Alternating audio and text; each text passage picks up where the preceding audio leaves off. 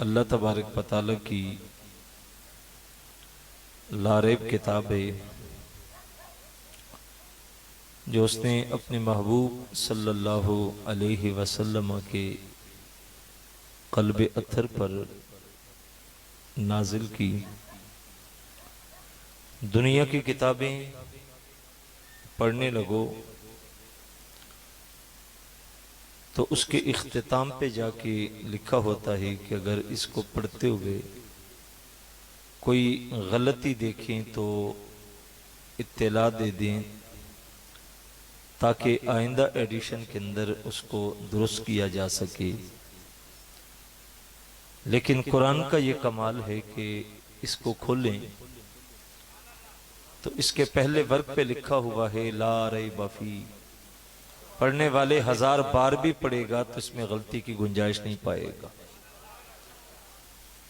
کیونکہ وہ دنیا کی لکھی ہوئی کتابیں ہیں، مخلوق کے کلام ہیں، ان میں غلطی ہو سکتی ہے، اور یہ اللہ کا کلام ہے، اس میں غلطی کی گنجائش نہیں رکھی گئی۔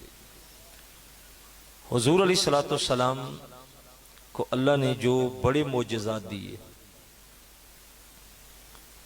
ان میں ایک معجزہ قرآن ہے، اور نبی کو جو معجزے دیے جاتے ہیں وہ دور اور حالات کے عین مطابق ہوتے ہیں۔ جس نبی کو جس قوم کی طرف بھیجا جاتا ہے اس قوم میں جو چیز عروج کا سبب ہوتی ہے اللہ نبی کو اس عروج کا توڑ دے کے مبعوث کرتا ہے۔ آپ انبیاء کرام علیہم السلام کی زندگیاں دیکھ لیں، ان کے حالات دیکھیں۔ جب حضرت داؤد علیہ السلام کو بھیجا گیا تو جس قوم کی طرف آپ تشریف لائے اس قوم کے اندر صنعت کا عروج تھا۔ قوم لوہے کو گرم کرتے، پھر نرم کرتے، پھر اس سے مختلف قسم کی چیزیں تیار کرتے۔ یہ اس قوم کے پاس اس وقت کا عروج تھا کہ آگ جلاتے، لوہا رکھتے، گرم کرتے، نرم کرتے، پھر اس سے کوئی چیز بناتے۔ لیکن اللہ نے حضرت داؤد علیہ السلام کو یہ معجزہ دیا کہ آپ لوہے کو ہاتھ میں پکڑتے تو وہ موم سے زیادہ نرم ہو جاتا۔ آپ کو گرم نہیں کرنا پڑتا تھا، نرم نہیں کرنا پڑتا تھا، آپ کو محنت نہیں کرنی پڑتی تھی، ہاتھ میں لیتے تو موم ہو جاتا۔ یہ اس دور کا عروج تھا، اور اس کا توڑ اللہ نے حضرت داؤد علیہ السلام کو دے کے بھیجا۔ اسی طرز پہ آپ دیگر انبیاء کرام کو دیکھ لیں۔ حضرت موسیٰ علیہ السلام تشریف لائے، عیسیٰ علیہ السلام تشریف لائے، تو جو اس وقت کا عروج تھا، حضرت موسیٰ علیہ السلام کے دور میں جادو کا بڑا عروج تھا، گھر گھر جادوگر پل رہے تھے، تو اللہ نے ان کو عصا کا معجزہ دیا۔ جب آپ کے پاس جادوگر آئے اور رسیاں ڈالی اور رسیوں کے سانپ بنائے گئے تو آپ نے وہ ڈنڈا زمین پہ پھینکا تو اژدہا بن گیا، اور رسیوں کے جتنے سانپ تھے ان کو نگل گیا۔ یہ اس دور کا عروج تھا، اور اس کا توڑ اللہ نے موسیٰ علیہ السلام کو دیا۔ عیسیٰ علیہ السلام تشریف لائے، طب کا بڑا عروج تھا، نامور حکماء پائے جا رہے تھے، کئی بیماریوں کا علاج انہوں نے دریافت کر لیا تھا، لیکن پیدائشی نابینا اس کی آنکھیں نہیں تھی، ان کے پاس علاج نہیں تھا، برس کے داغ پڑ جاتے تو علاج نہیں تھا۔ اللہ نے حضرت سیدنا عیسیٰ علیہ السلام کو یہ معجزے دے کے بھیجا۔ پیدائشی نابینا بھی سامنے آئے، آنکھوں پہ ہاتھ پھیرتے ہیں، اللہ بینائی عطا کر دیتا ہے۔ برس کے داغ والا آتا ہے، جسم پہ ہاتھ پھیرتے ہیں، پھونک مارتے ہیں، اللہ اس کو شفا عطا کر دیتا ہے۔ جب میرے اور آپ کے آقا مولا صلی اللہ علیہ وسلم تشریف لائے تو اس وقت مکہ المکرمہ عرب کے اندر زبان و بیان کا عروج تھا، شعراء گھر گھر پائے جا رہے تھے، نامور شعراء کا زمانہ تھا، اور زبان و بیان کے اوپر ان کو بڑا ملکہ تھا۔ اپنے آپ کو عربی کہتے، باقی سب کو اجمی کہتے۔ وہ کہتے بولنا ہمیں آتا، باقی تو سارے گونگے ہیں، ان کے منہ میں تو زبان ہی نہیں۔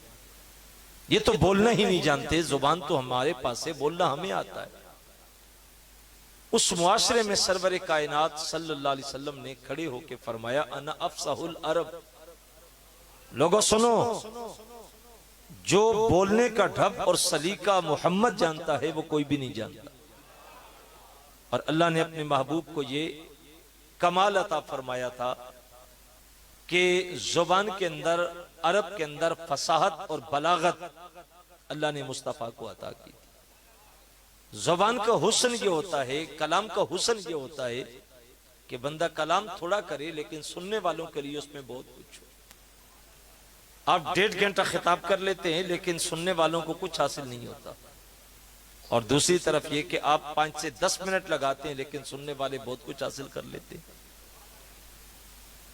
تو کلام جتنا تھوڑا ہو اور سننے والوں کے لیے اس میں مواد اور مفہوم بہت زیادہ ہو، فائدہ زیادہ ہو، تو یہ کلام کا حسن ہوتا ہے۔ اللہ نے اپنے محبوب کو یہ اعزاز بخشا تھا کہ حضور کلام تھوڑا کرتے تھے لیکن اس میں بہت کچھ امت کے لیے موجود ہوتا۔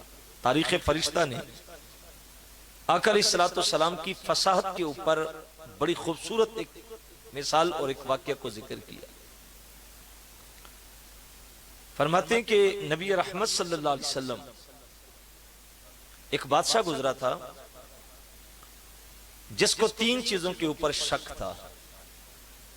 ایک اس کو یہ شک تھا کہ میرا باپ سلطان سبکتگین ہے یا کوئی اور ہے۔ دوسرا اس کو یہ شک تھا کہ مر جائیں گے، مٹی میں مل جائیں گے، قبر کا نشان مٹ جائے گا، تو کیا قیامت کے دن اللہ ہمیں دوبارہ پھر اٹھائے گا اور وجود دے گا؟ یہ نہیں ہو سکتا۔ اور تیسرا شک اس کو یہ تھا کہ علماء نبیوں کے وارث ہیں یا نہیں ہے۔ وہ کہتا یہ ٹوٹی ہوئی چٹائیوں پہ بیٹھ کے پڑھنے والے، کیا یہ نبیوں کے وارث ہو سکتے؟ ان کا حال اور کہاں نبی؟ یہ 3 شک اس کے ذہن میں کھٹکتے رہتے۔ ایک دن بادشاہ وقت تھا، رات کو باہر نکلا تو دائیں بائیں خدام کافور کی شمعدان لے کے چل رہے تھے۔ بادشاہ نے دور ایک منظر دیکھا کہ ایک مدرسہ ہے اور اس کے دیے کے اندر، لالٹین کے اندر تیل نہیں ہے، ساتھ ہی ہندو کی دکان ہے۔ ایک طالب علم کتاب پکڑتا ہے، ہندو کی دکان پہ جا کے روشنی میں سبق دیکھتا ہے، پھر واپس آتا ہے، یاد کرتا ہے، پھر بھولتا ہے تو پھر جاتا ہے۔ بادشاہ نے آج پہلے دن یہ منظر دیکھا تھا، علم دین کے لیے کسی کے اندر طلب کو دیکھا تھا۔ کہنا آسان ہوتا ہے علماء کے بارے میں، لیکن جن مرحلوں سے گزر کے یہ پڑھتے ہیں اور علماء بنتے ہیں یہ مشکل ہوتا ہے۔ جب بادشاہ نے پہلی بار زندگی میں یہ منظر دیکھا کہ علم کے لیے کوئی طلب رہا ہے، بادشاہ قریب گیا تو دل پسیج گیا۔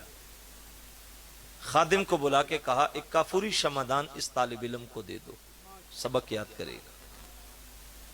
میرے اور آپ کے آقا مولا صلی اللہ علیہ وسلم نے ارشاد فرمایا جس نے طالب علم کو ٹوٹا ہوا قلم یا کاغذ کا ٹکڑا دیا، اللہ کے ہاں اس کا ایسے اجر ہے جیسے کعبۃ اللہ کو 70 بار تعمیر کیا۔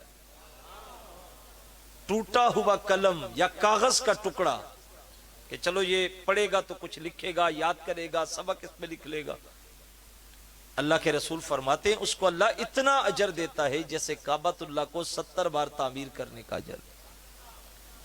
یہ اجر اللہ نے ان دین کے خدمتگاروں کے ساتھ محبت پہ رکھا ہے۔ اس نے تو کافوری شمعدان دیا، جا کے گھر سویا تو مقدر جاگا، سرور کائنات صلی اللہ علیہ وسلم کا دیدار نصیب ہوا۔ اور یہ بات ذہن میں رکھ لیں کہ حضور علیہ السلام جس کو خواب میں ملے اس کو حضور ہی ملتے ہیں۔ خواب تو خواب ہوتا ہے نا، کچھ بھی ہو سکتا ہے، لیکن اللہ کے رسول جس کو خواب میں ملتے ہیں حضور ہی ہوتے ہیں۔ اور آقا علیہ السلام نے ارشاد فرمایا شیطان خواب میں آ کے بھی یہ جرت نہیں کر سکتا کہ وہ کہے کہ میں محمد ہوں، جس نے مجھے دیکھا اس نے مجھے ہی دیکھا۔ دوسری بات یہ سمجھ لیں کہ حضور علیہ السلام جس شخص کے خواب میں جائیں हुजूर कसद और इरादे से जाते हैं। आप यहां मंजर देख रहे हैं, उलमा बैठे हैं, मैं बोल रहा हूं, आप सुन रहे हैं। 1 घंटे के बाद ये महफिल बर्खास्त हो जाएगी। आप अपने घर में अगले सफर पे, उलमा अपने घरों में, पीर साहब अपने घर, हो सकता है आप जाके सोएं और आंख लगे तो दोबारा ये मंजर आपकी निगाहों के सामने आ जाए। आप मुझे बोलता देखें, उलमा को बैठा देखें, लेकिन मुझे खबर नहीं होगी कि मैं किसी के ख्वाब में हूं। आप मुझे देख रहे होंगे कि मैं बोल रहा हूं, ये मंजर दोबारा देखेंगे, लेकिन मुझे खबर नहीं होगी।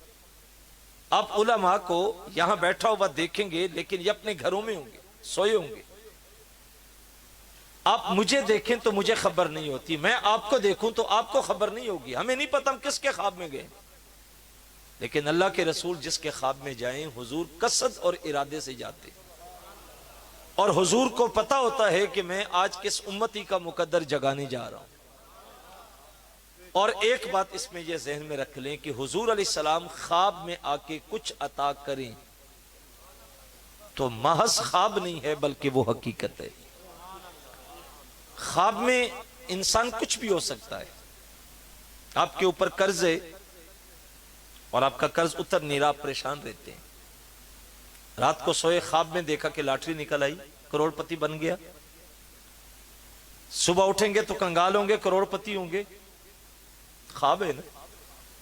आपको शिद्दत की भूख लगी और भूख के आलम में आप सो गए, और सोए तो आपने ख्वाब में देखा कि अच्छे होटल में बैठ के खाना खा रहा हूं। सुबह उठेंगे तो पेट भरा होगा या खाली होगा। ख्वाब है ना। वो किसी ने कहा था कि 1000 बार तेरा दामन मेरे हाथों में आया, आंख खुली तो अपना ही गिरेबान था। ख्वाब महज ख्वाब है, हकीकत नहीं है। लेकिन हुजूर ख्वाब में आके कुछ दें तो वह महज ख्वाब नहीं होता, वो हकीकत होती है। अगर नहीं यकीन तो बुसीरी से पूछ लो। रात को कसीदा लिख के सोते हैं, बादशाहों के कसीदे लिखे। जब फालिज हो गया, उठने के काबिल नहीं, बोलने के काबिल नहीं, तो जिनके कसीदे सारी जिंदगी लिखे को पूछने भी नहीं आ रहा, तो ख्याल आया कि जिंदगी आखिरी स्टेज पे पहुंच चुकी है। सारी जिंदगी जिनके कसीदे लिखे, आज वो हाल पूछने भी नहीं आ रहे। तो दिल में ख्याल आया क्यों ना आज उसका कसीदा लिखूं जो बादशाहों का बादशाह है। फिर कलम पकड़ के लिखा, मौला या सल्ले वसल्लिम दाइमन अबदा। जब लिखा और लिख के सोए, मुकद्दर जागा, हुजूर तशरीफ लाए। वो कसीदा हुजूर ने सुना, और सुन के हुजूर ने जिस्म पे हाथ फेरा, फूंक मारी। ख्वाब में देखते हैं कि मेरा जिस्म ठीक हो गया, और हुजूर कंधों से चादर उतार के देते हैं लपेट के, और बुसीरी चादर सिराने रखते हैं। जब आंख खुलती है तो जिस्म भी ठीक होता है, मुस्तफा की चादर भी सिराने पड़ी होती है। हुजूर ख्वाब में कुछ दे दें तो महज ख्वाब नहीं है, बल्कि वो एक हकीकत का रूप होता है। इमाम सखावी ने लिखा है कि आका अलैहिस्सलाम के इंतकाल के बाद हुजूर के रोज़े अनवर पे एक शख्स आया, और मुसाफिर था, कहीं से आया। उसे शिद्दत की भूख लगी, तो आका करीम के रोजे पे खड़ा होके आवाज दे के कहता है, अलजू या रसूल अल्लाह व अना ज़ैफ़ुक। आका मुझे भूख लगी है और मैं आपका मेहमान हूं, आपके शहर में हूं, आपके दर पे खड़ा हूं। आपके होते किससे मांगू? आला हजरत ने कहा था ना कि ठोकरें खाते फिरोगे, उनके दर पे पड़ रहो। जहां जाओगे ठोकरें खाओगे। इज्जत चाहिए तो मुस्तफा के दर से जुड़ जाओ, यहां पहुंचोगे तो इज्जत मिलेगी। आप दुनिया से जाके मांगते हैं तो आपकी नजरें झुकी होती हैं। आप किसी से सवाल करते हैं तो पहले तो कोई देता भी नहीं, और दे भी दे तो सारी जिंदगी एहसान जितलाएगा। हमारा तो मिजाज है साहिब, हम तो किसी को ज़कात भी दे दें तो हम सारी जिंदगी एहसान जिताते हैं कि हम इसको ज़कात देते हैं और हमारे खर्चे पे पल रहा है। लेकिन हुजूर के दर पे जाके जो मांगता है, जो सवाल करता है, जब वो वापस पलटता है तो वो शर्मसार नहीं होता। वो जमाने में दुहाई दे के कहता है, लोगों में मुस्तफा के दर का मांगने वाला हूं। और जितने भी सहारे हैं सुबह करते हैं, عزت نفس بڑھاتا ہے سہارا تیرا. عارف عبد المتین نے کہا تھا کہ جتنے بھی سہارے ہیں وہ رسوا کرتے ہیں، آپ کی عزت کو کم کرتے ہیں، لیکن رسول اللہ کا سہارا وہ ہے جو عزت بھی دیتا ہے اور جھولی بھی دیتا ہے، خیرات بھی دیتا ہے اور عزت بھی دیتا ہے. تو حضور علیہ السلام کے دروازے پہ کھڑا ہے اور کہتا حضور بھوک لگی ہے، آپ کا مہمان ہوں، آپ کے ہوتے کس سے مانگوں؟ تو بات کرتے کرتے اس کی آنکھ لگ گئی. جب آنکھ لگی تو دیکھا حضور تشریف لائے، ہاتھ میں روٹی ہے اور اس کو تو اس نے روٹی پکڑی اور خواب میں کھانی شروع کی. آدھا حصہ کھایا اور آنکھ کھلی. جب آنکھ کھلی تو دوسرا آدھا اس کے ہاتھ میں موجود تھا. حضور خواب میں کچھ دے دیں تو محض خواب نہیں ہے بلکہ وہ حقیقت ہے.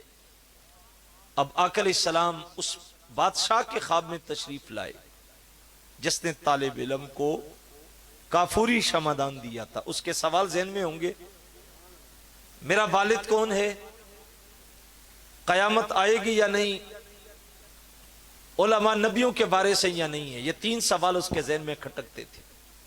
اب میرے نبی کی فصاحت دیکھیں، بلاغت دیکھیں، حضور کا انداز دیکھیں. اللہ کے محبوب علیہ السلام خواب میں تشریف لائے اور حضور اس کی طرف دیکھ کے فرمایا، او سبکتگین کے بیٹے،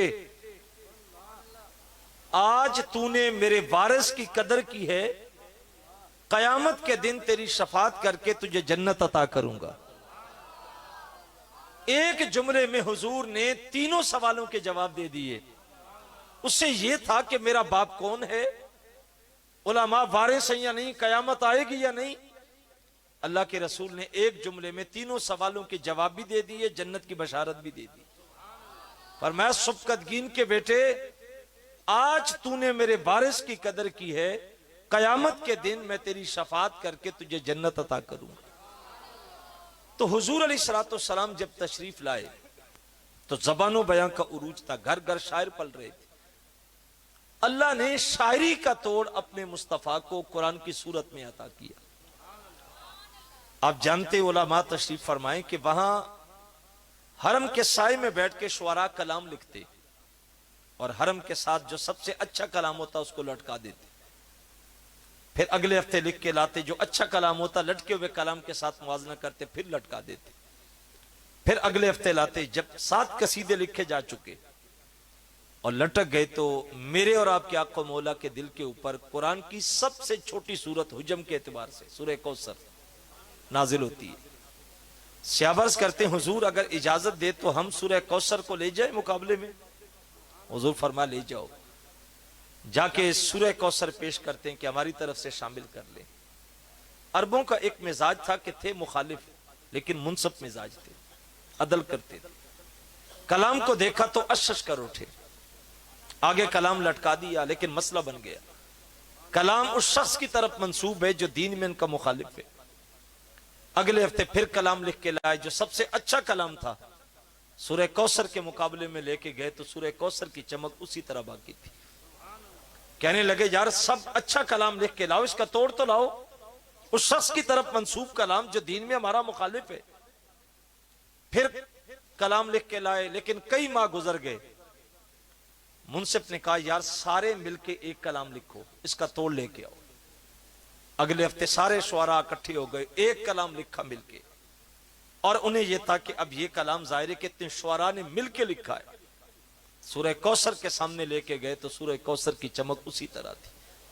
تیرے سامنے یوں دبے لچے فصحا عرب کے بڑے بڑے، کوئی جانے کے منہ میں زبان نہیں، نہیں جسم میں جان نہیں.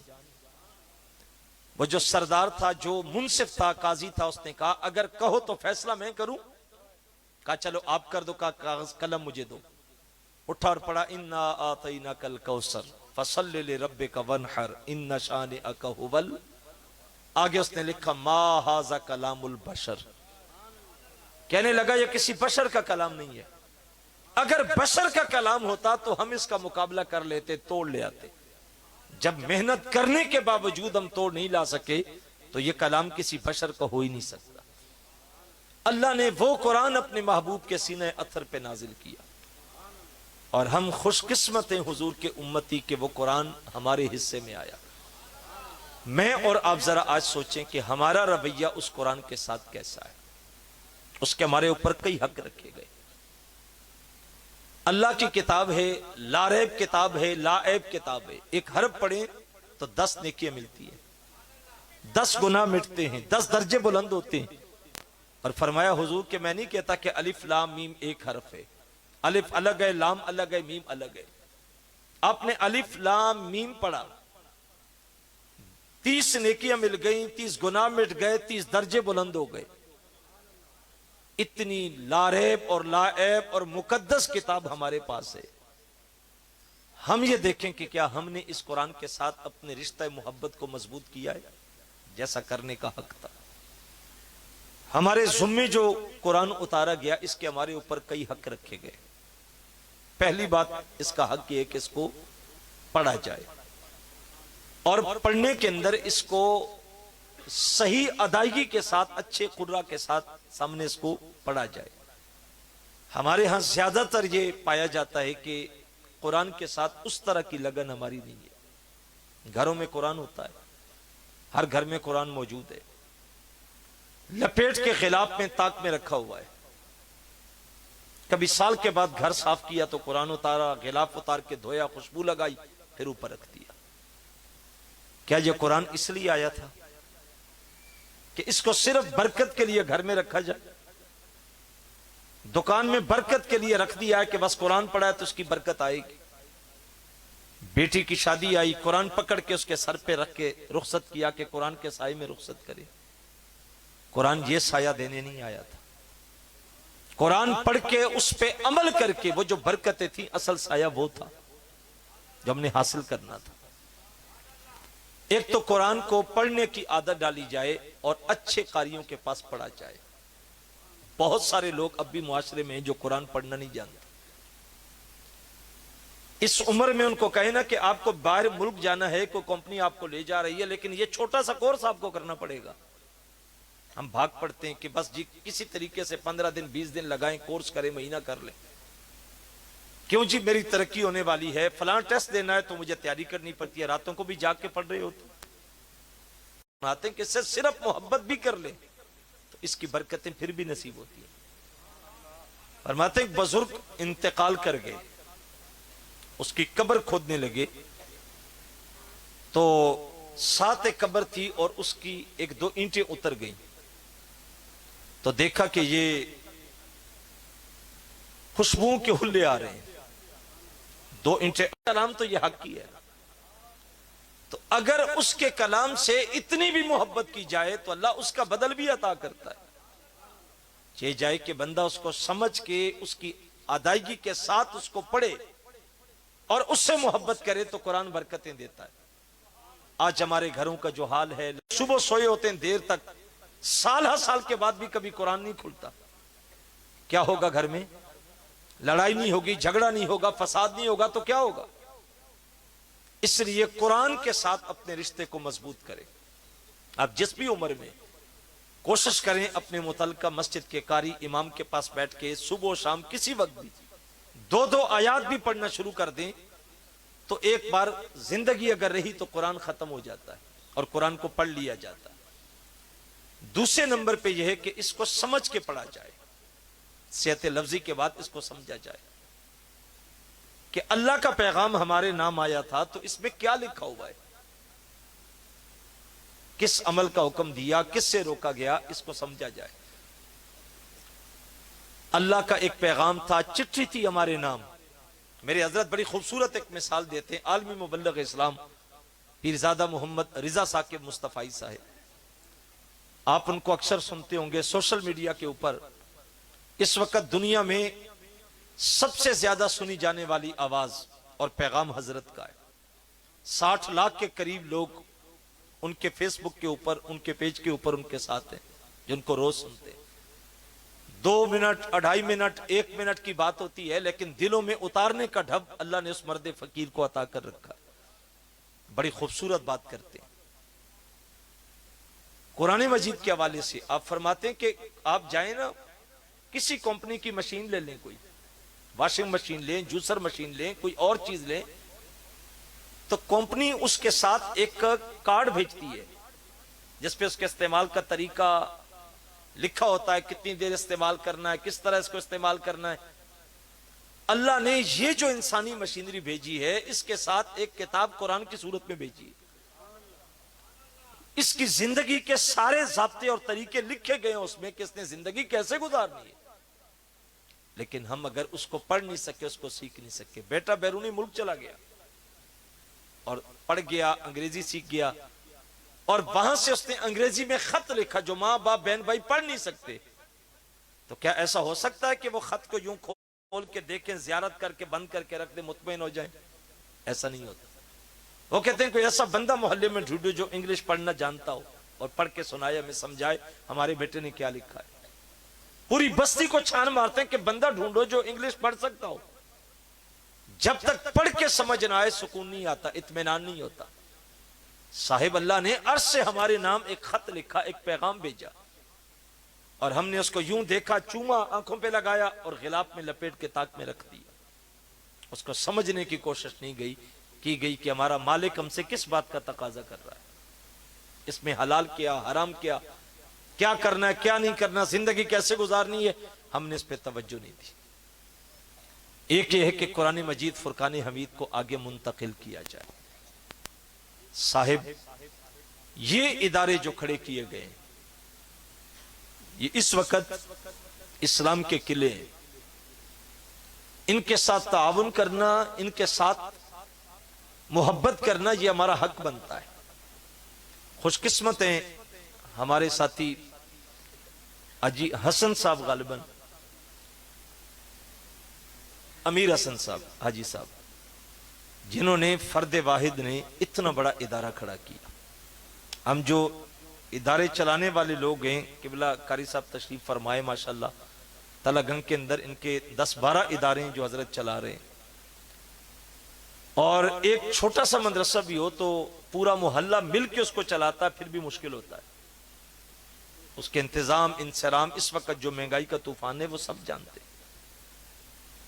خوش قسمت ہیں وہ ساتھی، مبارکباد کے مستحق ہیں حاجی صاحب، جنہوں نے اتنی خوبصورت بلڈنگ اور اتنا نظم آپ کے اس علاقے میں قائم کیا ہے۔ اللہ ان کو جزائے جزیل عطا فرمائے، اپنی جناب سے ان کو برکتیں عطا فرمائے۔ ایک یہ کہ بندہ ایک شعبے کے ساتھ وابستہ ہو، جیسے ہم لوگ ہیں، قاری صاحب ہیں، دیگر علماء ہیں، ان کا شعبہ یہی ہے۔ تو ہم اگر محنت کر کے مل کے لوگوں کو کر لیتے ہیں تو ہمارے لیے، تو چونکہ ہماری تو ایک فیلڈ، ایک شعبہ ہی ہے، ہم نہیں کرنا یہی کچھ ہے۔ لیکن ایک بندہ اس شعبے سے وابستہ نہیں ہے، وہ کاروباری ہے، تاجر ہے، دکاندار ہے، اور اس کے بعد اگر اللہ نے اس کو یہ ذوق عطا کیا اور وہ محنت کر لیتا ہے، تو جو باقی لوگ بیٹھے میرے خیال میں وہ اس سے بہت کچھ حاصل کر سکتے ہیں۔ اگر وہ اتنی محنت کر لیتے ہیں اور یہاں تک اس ادارے کو پہنچایا، اور قاری صاحب مجھے آتے وقت بتا رہے تھے کہ اوپر دوسری منزل کا کام شروع ہونے جا رہا ہے، تو آپ جتنے بھی لوگ ہیں، آپ کا حق بنتا ہے کہ آپ بھی اس کام میں آگے بڑھیں۔ ایک بچہ اپنے ذمہ لے لیں، کسی ٹیچر کی سیلری اپنے ذمہ لے لیں، کو بجلی کا بل اپنے ذمہ لے لیں۔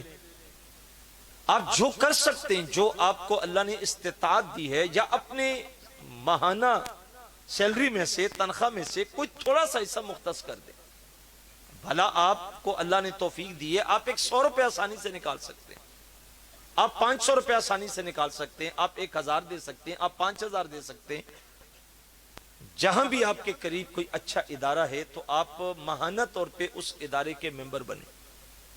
یہ آپ کے لیے آخرت کا ایک بینک ہے، جو آپ کا مال آخرت کی طرف جا رہا ہے۔ جب موت آئے گی، دنیا میں جو چھوڑ کے جائیں گے اس پہ اولاد لڑے گی، وہ اولاد کا ہوگا، وہ وارثین کا ہوگا، وراثت بنے گا، ان کی مرضی وہ آپ کے لیے خرچ کریں نہ کریں۔ لیکن جو آپ خود اپنے ہاتھوں سے آگے بھیج دیں گے، جب کل قبر میں اتریں گے، حشر میں جائیں گے، تو اللہ کے ہاں بھیجا ہوا مال کبھی ضائع نہیں ہوتا، وہ آپ کے لیے آخرت کا ایک ذخیرہ ہوگا جو کبھی ضائع نہیں ہوگا۔ یار یہ توقع رکھنا کہ یہ بچہ نیک ہوگا، یہ میرے پیچھے کچھ نہ کچھ بھیجے گا، فلاں بھیجے گا، یہ بہت اچھی بات ہے، اور بھیجا جاتا ہے اور اس کا فائدہ ہوتا ہے، اس کا انکار نہیں ہے۔ لیکن کیا بہتر نہیں کہ بندہ اپنی زندگی میں خود اپنے لیے آگے بیچتا رہے، اپنا انتظام خود کر کے جائے؟ یار ساری زندگی کمایا کھایا پیا، اولاد کو دیا، گھر بنائے، کبھی کبھی کچھ کر لیا کریں کہ جب اولاد جوان ہو جائے تو پھر اپنی کمائی کم از کم اس دور میں تو اللہ کے لیے کر دیا کریں، کہ بچوں کو کہیں کہ بیٹا آپ کو بہت کچھ بنا کے دے دیا، اب یہ جو تھوڑی سی زندگی رہ گئی میں چاہتا ہوں کہ میں اپنی آخرت کے لیے خود کچھ آگے بیچتا رہوں، کمائی کریں، ان اداروں کو، ان بچوں کو پیار دیں، تعمیرات میں حصہ لیں۔ آپ ایک سیمنٹ کی بوری دے سکتے ہیں تو مہینے میں ایک سیمنٹ کی بوری اپنے ذمہ لے لیں، آپ بجلی کا بل دے سکتے ہیں تو اس کا کچھ حصہ اپنے ذمہ لے لیں، یہ آپ کا آخرت کے لیے ایک ذخیرہ ہوگا جو آپ بھیجیں گے۔ تو یہ ادارے، یہ مدارس، یہ ہماری توجہ کے طلبگار ہوتے ہیں کہ ہم ان کے ساتھ توجہ دیں۔ آپ خود نہیں کر سکتے تو آپ کسی کو ترغیب دے سکتے ہیں، آپ کے رشتہ داروں میں کوئی ہوگا، آپ کے ملنے والوں میں کوئی ہوگا، تو صاحب جب کوئی بندہ اچھا کام کرے، آگے بڑھے، تو کوشش کر کے اس کے کندھے سے کندھا جوڑا کرے، جو آپ کر سکتے ہیں آپ کم از کم وہ کریں۔ میرے حضرت اپنے ادارے کے اندر جو چیزیں لکھتے ہیں نا، ان میں آخر میں یہ لکھتے ہیں کہ یار آپ کچھ بھی نہیں کر سکتے تو کم از کم آپ دعا تو کر سکتے ہیں، تو اتنا تو ذمہ لیں کہ کم از کم اس اچھے کام کے لیے، ادارے کے لیے، حاجی صاحب کے لیے آپ دعا تو کر سکتے ہیں نا، جب نماز پڑھیں کوئی لمحہ ہے تو ان کے لیے دعا کریں، اپنے بچوں کو ترغیب دیں، خود اپنی کمائی میں سے کچھ حصہ نکالیں، اپنے دوستوں کو راغب کریں، تاکہ یہ ادارے اچھے انداز کے ساتھ چلیں گے۔ جتنا نظم اچھا ہوگا اتنے بچے فکری پیدا ہوں گے، ان کی اچھی تربیت ہوگی۔ تو ظاہر ہے کہ اس دور میں جہاں میں اور آپ ہیں، اگر 2 بچے 3 بچے ہوں اور 2 میاں بیوی ہوں تو ایک گھر کا کچن چلانا کتنا مشکل ہوتا ہے۔ 2 کمرے، ایک کچن اور ایک چھوٹا سا برآمدہ ہو تو 2 مرلے کا گھر چلانا کتنا مشکل ہوتا ہے اس دور میں، اور جہاں اتنا بڑا کام ہو، اتنے بچے پڑھ رہے ہوں، تعمیراتی کام ہو، تو یہ اللہ کی خاص توفیق کے بغیر ممکن نہیں ہوتے۔ تو میں آپ سے یہی کہوں گا کہ آپ لوگ کوشش کریں، آگے بڑھیں، اس ادارے کے ساتھ اپنا تعاون، اپنی محبتیں ضرور پیش کریں۔ اللہ کی بارگاہ میں دعا ہے کہ اللہ اس ادارے کو ترقی نصیب فرمائے، یہاں جتنے پڑھنے پڑھانے والے لوگ ہیں اللہ ان کو برکات سے مالا مال فرمائے، اور بالخصوص اللہ حاجی صاحب کے جذبوں کو اور زیادہ فراوانی نصیب فرمائے۔ ان کے ساتھ جتنے لوگ شامل ہیں محبتوں میں، ان کو بہترین مشوروں میں، ان کے ساتھ تعاون میں، جس بھی لحاظ کے ساتھ کوئی تعاون کر رہا ہے، اللہ سب کو برکات سے مالا مال فرمائے۔ وما علیہ الا البلاغ المبین۔